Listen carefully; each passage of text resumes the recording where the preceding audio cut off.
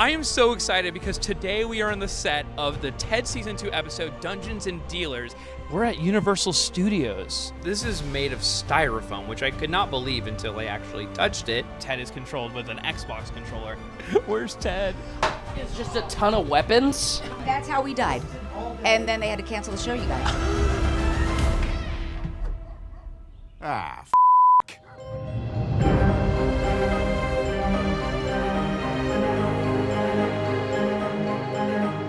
We rolling? You're rolling. Oh my god, okay. Am I in this? Oh, you're in this. Really? Yeah, you're. Hold on. Let me just move it right on. There we go. Zoom in on you. Who's that? We're here on the set of TED Season 2 for the D&D episode. Wait, there we go. I'm Alana, and I play Susan. Perfect. I'm Alana, and I play Susan. Scott Grimes, I play Maddie Bennett. I'm Max Burkholder, and I play John Bennett. I'm Georgia Wiggum, and I play Blair Bennett. I was very excited to hear that Ted is doing a D&D episode, Dungeons and Dealers, which is, of course, very hilarious and in tune with the show. I'm curious, what is your experience with D&D? Like, did you grow up with it? Are you playing it? The first edition of Dungeons and Dragons was created and released in 1974. I have been a fan of the game for a long time. I started getting interested in it after watching some actual play shows over quarantine in 2020, starting with Dimension 20. I have been playing on and off since then, and in a very relatable D&D experience that I think a lot of people watching will have. I tried to organize a one-shot session with the cast that ended up not coming together. This was something we talked about actually in season 1. We were brainstorming all the things that Ted and John, what are classic high school things? And I was definitely on the nerdier side of things compared to some of the cool kids who were in the room.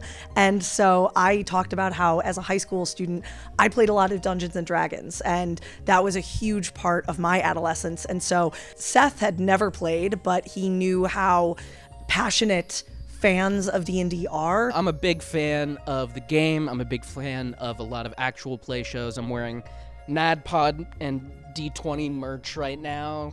Got the NADPOD merch and the Honor of the Cock pin from Dimension 20. So yeah, I'm pretty hyped about this episode. hey, what a great conversation. The collaboration with Hasbro, with Wizards of the Coast, how did that, was that from the beginning, or what was the collaboration like? No, as soon as we knew it was going to be Dungeons and Dragons specifically, and there are so many different kinds of role-playing games, we went to them, and they were incredibly responsive. They've been fantastic partners, and they were able to give us some guidance on what would have been authentic to the period. As Chelsea and a lot of the other people here talk to you about, authenticity is really at the center of the show because the bear is so outrageous that we really wanted to get it right. So we basically dug through the Advanced D&D Guide back to the 1979 Monster Manual and Dungeon Master Guide, and then I think we were mainly using the advanced, the 2E, but we would dig through that. We'd see if Steven liked anything. Symbols from the Forgotten Realms 1993, expansion module, that adventure.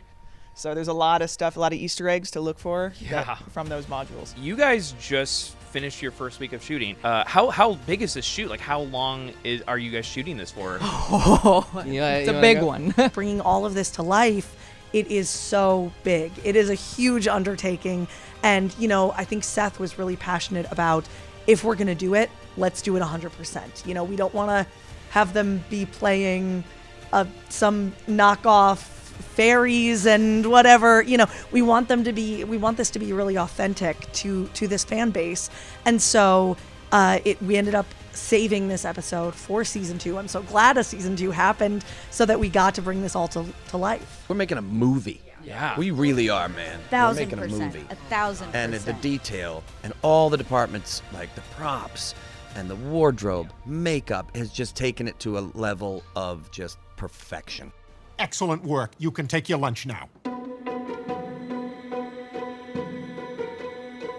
How this episode kind of came to life was Seth had me create a one-shot campaign for the room, which was crazy because I've only ever played with 5 players when I've been a DM, a dungeon master, and this was a room of 12 people.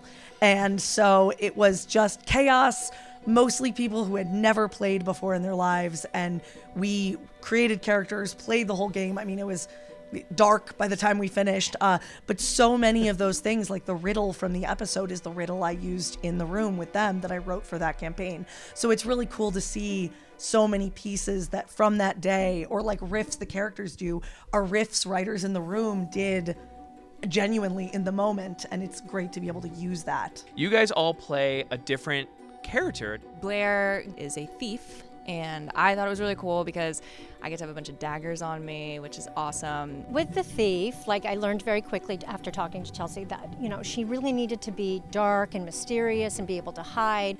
Obviously, we wanted to bring texture and a little bit of shine in, so I put some inside of her cape just for theatrical reasons, but in practicality, if she was a thief, it would be a little darker.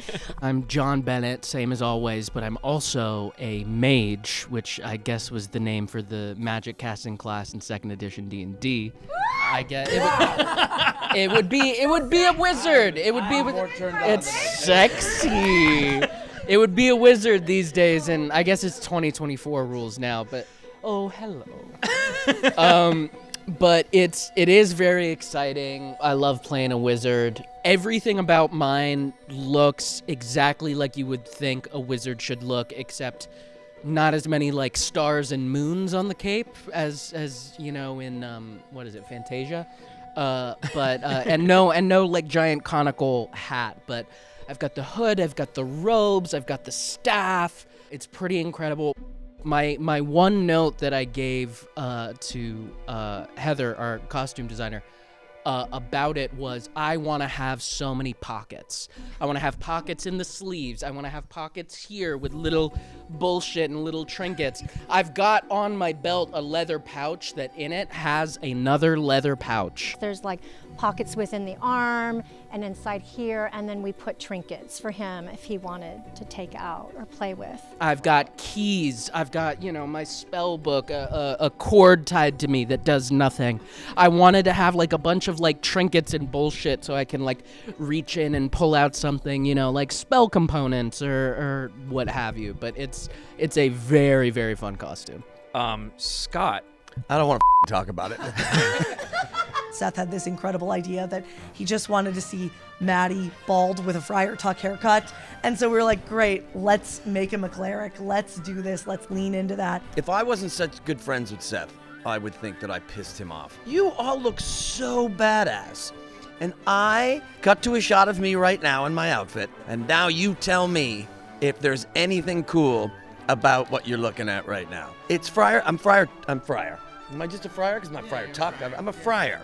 Which Franciscan means monk. This ridiculous wig, and I'm bald on the top, and then I just the one cool thing that I had is like a pouch of holy water that Maddie pisses in. So that's really all I have to say about that. I add nothing. Tell me about your character, Alana. Susan is happy to be Susan the Destroyer. Susan, who tends to be this meek woman in her real life, the funniest thing possible is for her to be this brash fighter, to have that transformation. And she's in this sort of Joan of Arc-esque armor. And the armor is so heavy and so constricting that I need help going to the bathroom. And I'll leave it at that.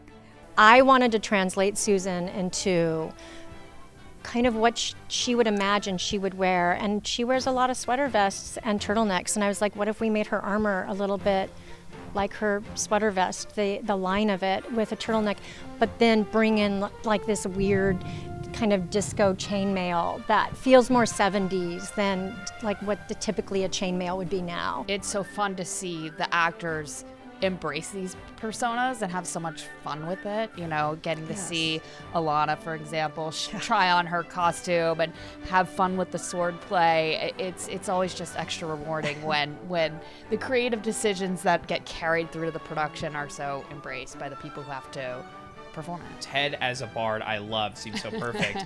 How did you decide who would be what? That was something we talked about, and I think Seth has such a great sense for the characters. So there are some things that I think were pretty obvious to all of us. Like Ted is such a bard in real life that it's like, of course, this is the perfect role for him to still be able to be that wise, cracking jester of the group. I'm the king of the wieners!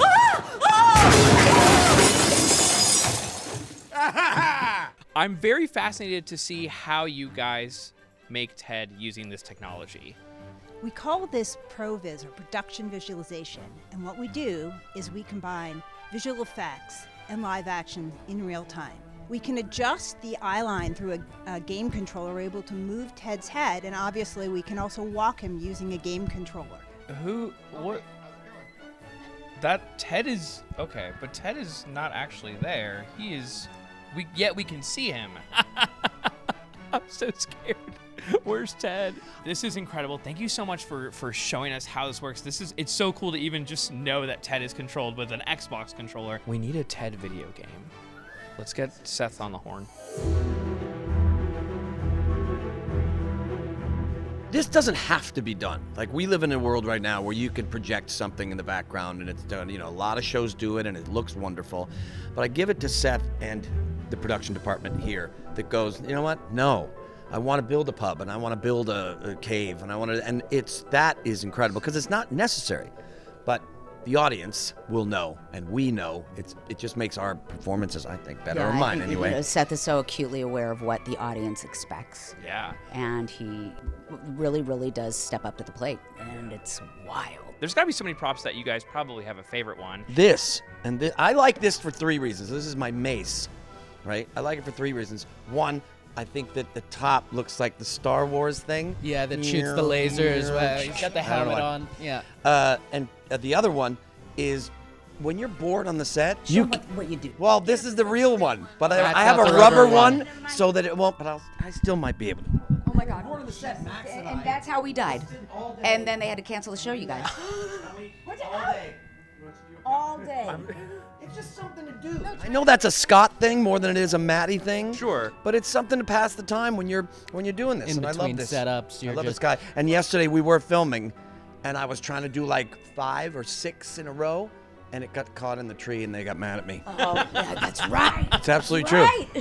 Max, what did you bring for your prop?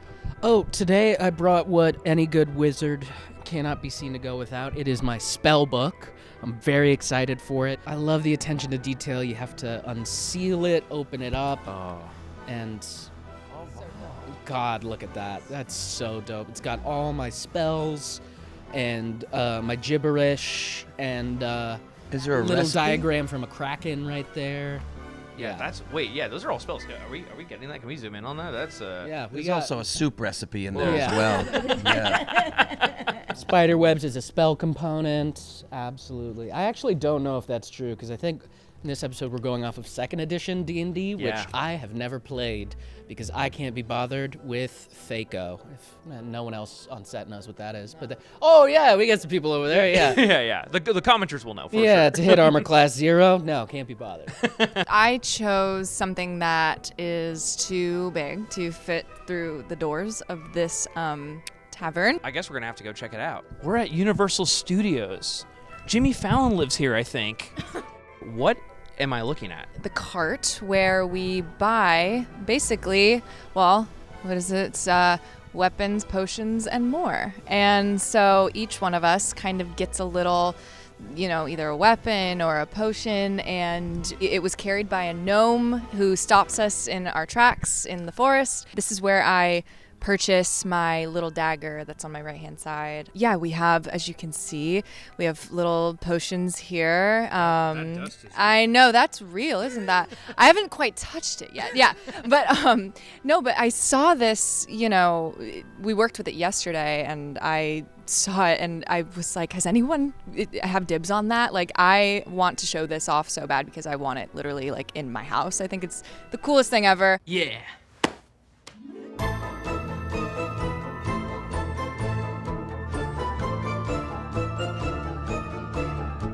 How do you even build something like this? Because this is made of styrofoam, which I could not believe until I actually touched it, which I don't think I was supposed to touch it.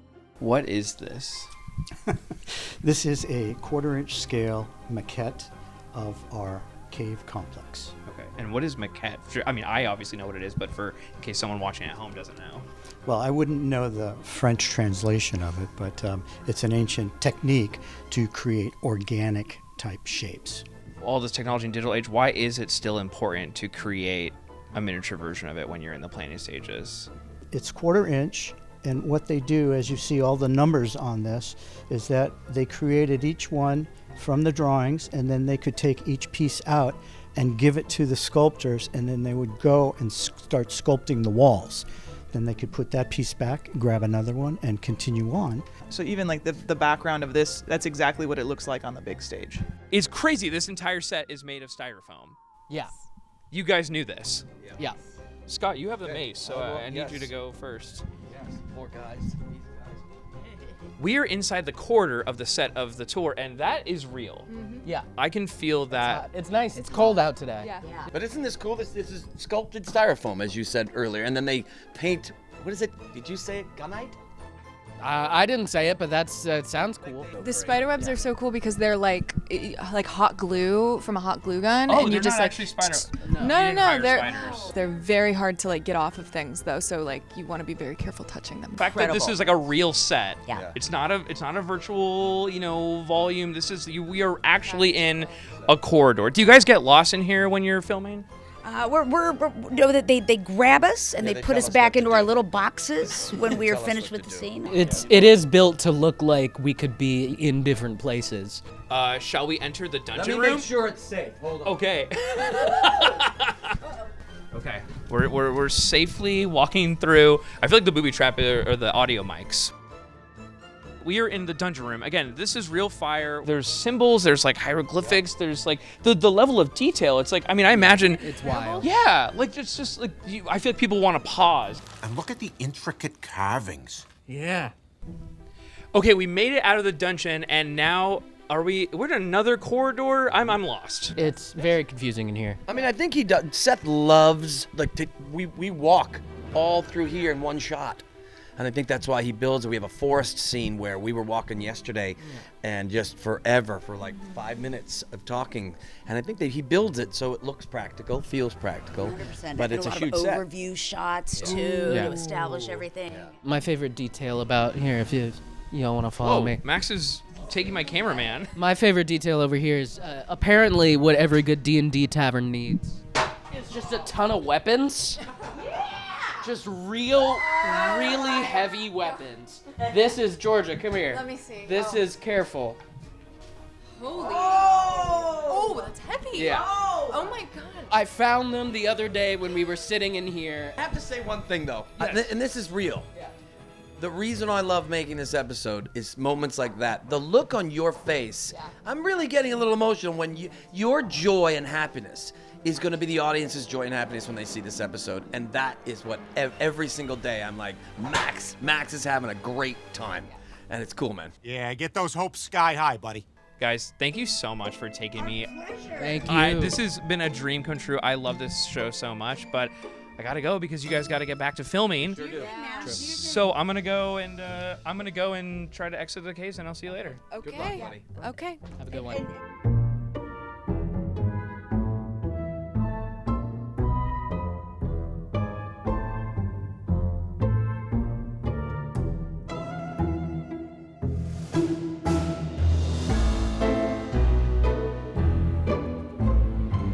Oh, no. I don't know how to leave here. How do you guys leave here? I really don't know how to get out though. There's no way out. No, there isn't. Wait, hold on. Yes. Just hold on tight. Okay. Susan the Destroyer.